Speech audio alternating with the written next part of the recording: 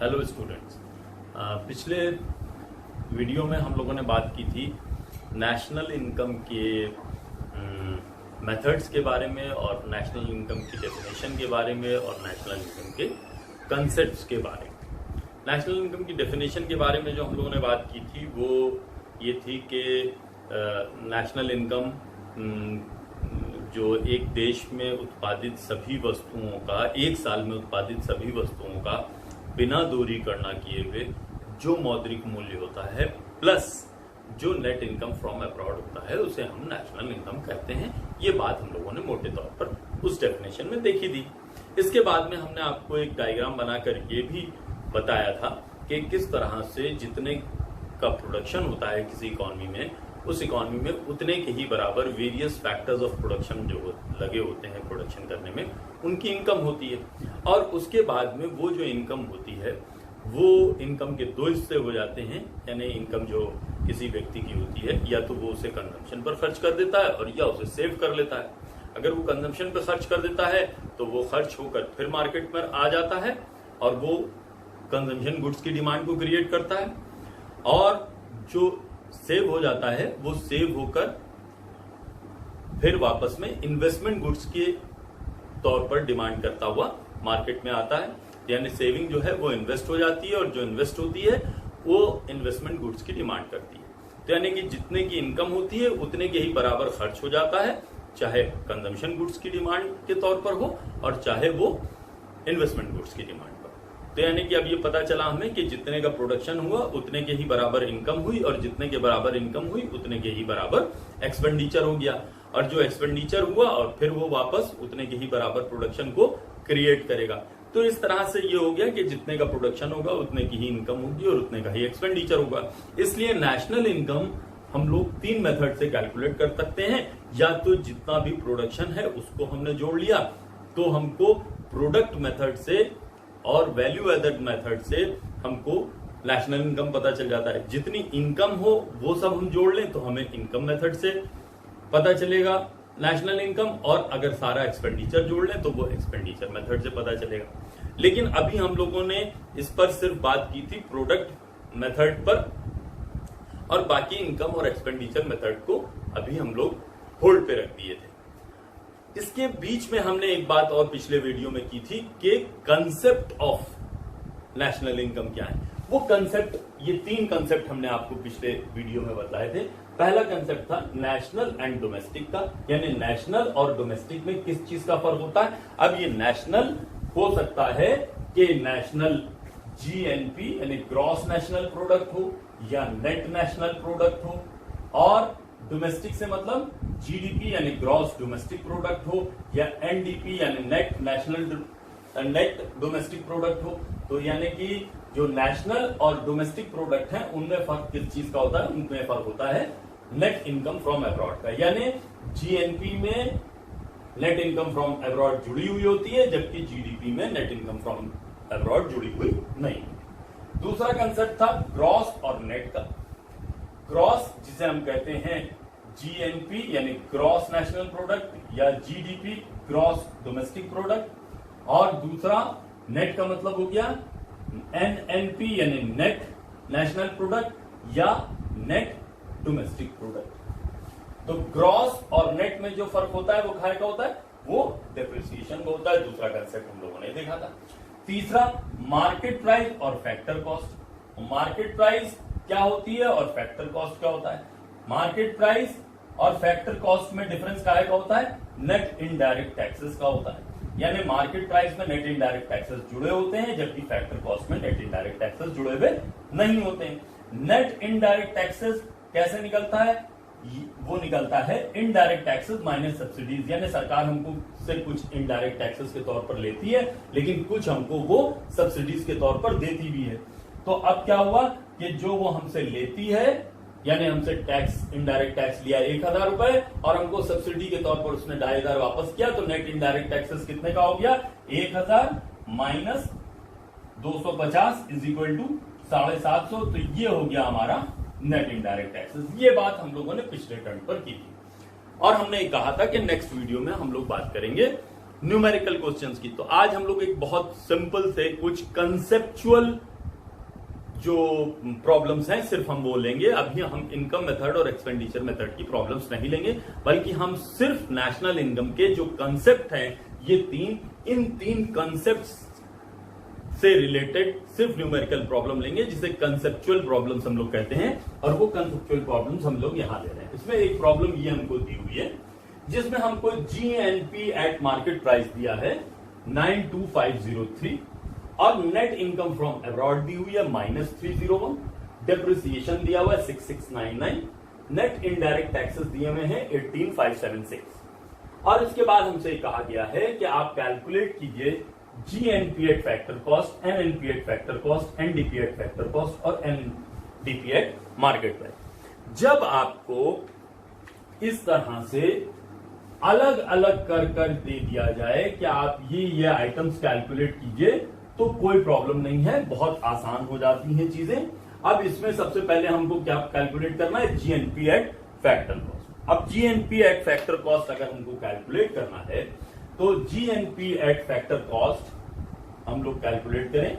GNP at factor cost is equal to, और आपको मालूम क्या है, जीएनपी एट मार्केट प्राइस।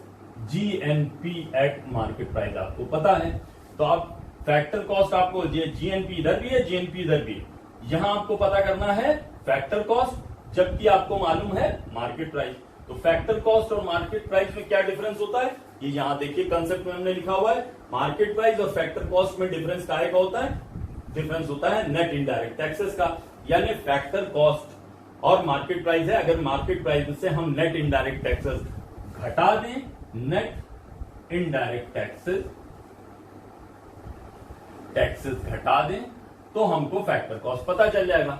तो अब जीएनपी एट मार्केट प्राइस हमको दिया है 92503 माइनस नेट इनडायरेक्ट टैक्सेस हमको दिए हैं 18576 इज इक्वल टू जो आया वो हो गया हमारा जीएनपी एट फैक्टर कॉस्ट। अब ये आ गया 73927 ये हुआ जीएनपी एट फैक्टर कॉस्ट।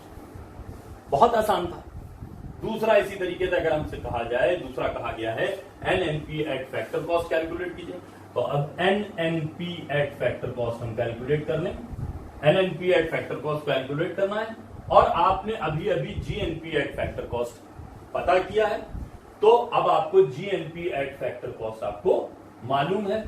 तो अब यहां जीएनपी एट फैक्टर कॉस्ट पता करना दिया हुआ है, और जबकि आपको पता करना है एनएनपी एट फैक्टर कॉस्ट। तो ग्रॉस और नेट में काहे का फर्क होता है, यहां हम लोग देख लें।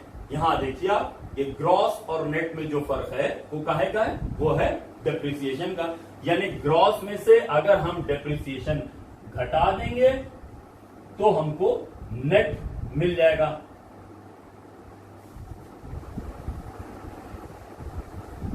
डेप्रिसिएशन घटा देंगे तो अब क्या हुआ, gross GNP at factor cost हमको निकल के आई थी 73927 माइनस डेप्रिसिएशन कितने का है 6699। तो अब हमको पता चल गई NNP at factor cost. NNP at factor cost, तो ये हमारी एनएनपी एट फैक्टर कॉस्ट आई 67228।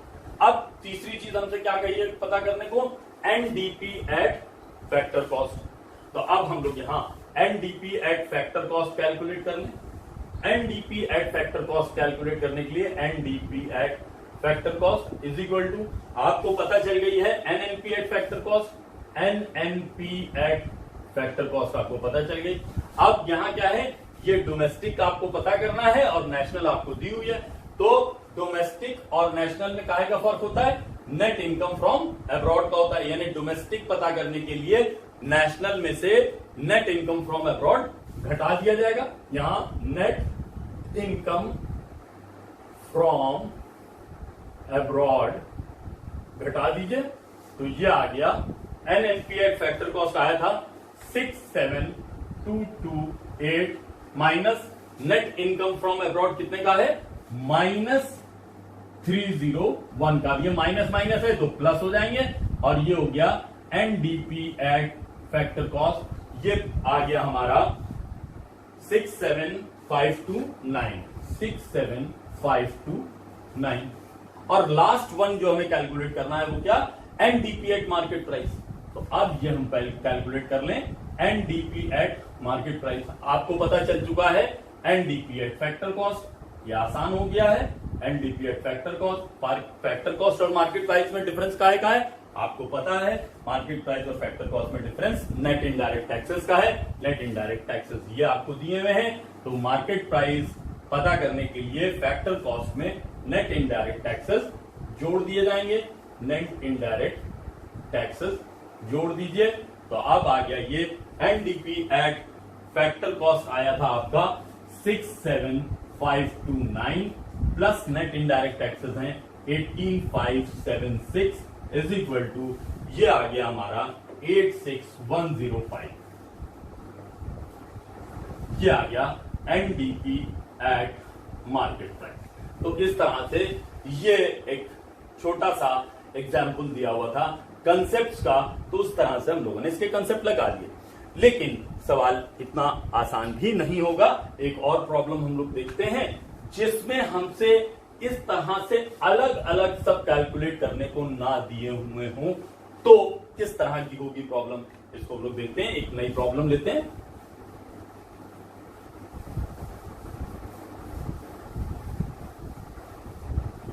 एक नई प्रॉब्लम, इसमें हमसे कहा गया है calculate GDP at market price, और प्रॉब्लम दी हुई है जिसमें हमको नेशनल इनकम दिया हुआ है। नेशनल इनकम दी हुई है 50,000 और डेप्रिसिएशन दिया है, डेप्रिसिएशन है 7,000, सब्सिडी दी हुई है 600, इनडायरेक्ट टैक्सेस दिए हुए हैं 7,600, इंपोर्ट्स दिए हुए हैं 5,000 और एक्सपोर्ट्स दिए हुए हैं 6,000। और इसके बाद में कहा गया है GDP at market price calculate. अब यहां पर आपको अलग अलग कैलकुलेट करने को कुछ भी नहीं दिया है कि पहले आप एनएनपी कैलकुलेट कीजिए, फिर NNP at market price calculate कीजिए, NDP at factor cost calculate कीजिए, इस तरह की कोई चीज नहीं दी हुई है। अब यहां आपको सीधा क्या दिया हुआ है, जीडीपी एट मार्केट प्राइस, और दूसरी चीज दी हुई है नेशनल इनकम। अब ये नेशनल इनकम क्या होती है, नेशनल इनकम हमेशा होती है एनएनपी एट फैक्टर कॉस्ट, यानी अगर कहीं नेशनल इनकम दी है तो इसके मतलब है कि वो एनएनपी एट फैक्टर कॉस्ट दिया है, या कहीं एनएनपी एट फैक्टर कॉस्ट दी है तो इसके मतलब है कि नेशनल इनकम दी है। तो आप ये समझ लीजिएगा कि नेशनल इनकम को एनएनपी एट फैक्टर कॉस्ट कहते हैं या एनएनपी एट फैक्टर कॉस्ट को नेशनल इनकम कहते हैं। तो आपको दिया हुआ है एनएनपी एट फैक्टर कॉस्ट और आपको पता करना है जीडीपी एट मार्केट प्राइस। तो आप पहले क्या कैलकुलेट करेंगे, ये सबसे बड़ी प्रॉब्लम होती है बच्चों के लिए कि वो ये नहीं समझ पाते कि हमको यहाँ ये दिया हुआ है और हमको ये निकालना है, तो हम किस तरह से निकालेंगे। कभी कभी वो 5, 6, 7 स्टेप्स तक लेते हैं। यहां पे मैं आपको कुछ कंसेप्ट बता दूं, मैक्सिमम कुछ भी दिया हो और कुछ भी निकालना हो, यानी आपको नेशनल इनकम दी हुई है, जीडीपी निकालना है, एनडीपी निकालना है, कुछ भी कुछ निकालना, मैक्सिमम 3 स्टेप ही लगेंगे। 3 स्टेप से ज्यादा कभी भी नहीं लगेंगे। अगर जो मैं आपको तरीका बता रहा हूं, अगर आप उस तरीके से निकालेंगे, कुछ भी दिया हो और कुछ भी निकालना हो, यानी कोई भी कंसेप्ट दिया हो और कोई भी कंसेप्ट आपको निकालना हो, आपको मैक्सिमम 3 स्टेप लगेंगे। अब यहां हम लोग देखते हैं हमको दिया क्या है, हमको दिया है, जो दिया है वो यहां आप पहले ऊपर लिख लें। आपको क्या दिया हुआ है, एनएनपी एट फैक्टर कॉस्ट, ठीक। और आपको निकालना क्या है, निकालना क्या है, जीडीपी एट मार्केट प्राइस, यह आपको पता करना और ये आपको दिया हुआ है ये आपको पता करना है। ठीक, तो सबसे पहले यहां हमको ग्रॉस पता करना है, जबकि हमको दिया हुआ है नेट। तो सबसे पहले हम लोग इस नेट से सबसे पहले ग्रॉस निकालेंगे, यानी अब इस एन को हम जी में कन्वर्ट कर देंगे। यानी अब यहां अगर हम लोग पहला स्टेप देखेंगे तो क्या इस एन को की जगह हम लोग जी लिख दें, क्योंकि ये जी है, यानी ग्रॉस पता करना है, तो इसलिए पहले एन को हम लोग जी में कन्वर्ट कर लें। बाकी ये दोनों चीजें ऐसे ही लिख देंगे, यानी G N P at factor cost. पहली चीज जो हम कैलकुलेट करेंगे वो क्या कैलकुलेट करेंगे, G N P at factor cost. समझे आप कैसे? पहली बात क्या, जो आपको पता करना है वो है जीडीपी और आपको दिया हुआ है एनएनपी। तो आप जो पता करना है और जो दिया हुआ है उस दिए हुए में आप पहले आपको दिया है नेशनल और आपको पता करना है ग्रॉस, तो आप इस नेशनल को ग्रॉस यानी जी में कन्वर्ट करते हैं, बाकी सारी चीजें ऐसे ही लिख दें। तो पहली चीज आपके पास निकल आई जो आपको पता करना है वो जीएनपी एट फैक्टर कॉस्ट। अब दूसरे आपको यहां पता करना है डोमेस्टिक, और जबकि अभी आपको पता है क्या, नेशनल। आपको पता है नेशनल और जबकि आपको पता करना है डोमेस्टिक। तो अब दूसरा स्टेप क्या होगा जो आप पता करेंगे, वो आप पता करेंगे जी, इस एनपी की जगह आप क्या कैलकुलेट करेंगे, बीपी एट फैक्टर कॉस्ट। जो तीसरी चीज आपको दी हुई थी वो ऐसे ही लिख देंगे। तो अब दो हो गए, और तीसरा जो आप इसमें स्टेप लेंगे वो ये लेंगे, तो यानी कि अब आपको जीडीपी यहां भी पता चल गया, जीडीपी यहां भी आपको पता करना था। अब यहां मार्केट प्राइस पता करना है, यहां फैक्टर कॉस्ट है, तो तीसरा स्टेप होगा जीडीपी एट मार्केट प्राइस। तो मैक्सिमम कितने स्टेप लगे, 3 स्टेप। कोई भी प्रॉब्लम दियो अगर आप इस तरह से एक एक करके चेंज करें, यानी पहले इसको चेंज कर लें, फिर इसको चेंज कर लें, फिर इसको चेंज कर लें, किसमें, इसमें, तब आपको मैक्सिमम 3 स्टेप लगेंगे। वरना आप इसी में कंफ्यूज रहिएगा कि इसको किस प्रकार से हम चेंज करें। तो अब इस तरह से आ जाने के बाद अब हम लोग कैलकुलेट कर लें। पहले हम लोग क्या कैलकुलेट करेंगे, जीएनपी एट फैक्टर कॉस्ट। तो जीएनपी एट फैक्टर कॉस्ट पता करने के लिए जीएनपी एट फैक्टर कॉस्ट आपको दी हुई है, एनएनपी एट फैक्टर कॉस्ट आपको दिया हुआ है। तो ग्रॉस और नेट में जो डिफरेंस होता है वो काय का होता है, ग्रॉस और नेट में जो डिफरेंस होता है वो डेप्रिसिएशन का, यानी ग्रॉस में डेप्रिसिएशन जुड़ी होती है, नेट में डेप्रिसिएशन जुड़ी हुई नहीं होती है। तो नेट में डेप्रिसिएशन जोड़ दीजिए तो हमें ग्रॉस पता चल जाएगा। अब ये आ गया एनएनपी एट फैक्टर कॉस्ट हमको दिया हुआ है 50,000 प्लस डेप्रिसिएशन कितने का है 7,000 इज इक्वल टू 57,000। ये क्या आ गया, जीएनपी एट फैक्टर कॉस्ट। तो GNP at factor cost, GNP at factor cost. अब हमको दूसरा स्टेप क्या पता करना है, जीडीपी एट फैक्टर कॉस्ट पता करना है, और हमको पता है जीएनपी एट फैक्टर कॉस्ट। तो जीडीपी एट फैक्टर कॉस्ट पता करने के लिए जीडीपी एट फैक्टर कॉस्ट पता करना है, और तो हम क्या करेंगे, यहां जीएनपी एट फैक्टर कॉस्ट लिख देंगे। जीएनपी और जीडीपी में काय का फर्क है, जीएनपी यानी डोमेस्टिक और नेशनल में डिफरेंस काय का होता है, नेशनल और डोमेस्टिक में जो डिफरेंस है वो होता है नेट इनकम फ्रॉम अब्रॉड का।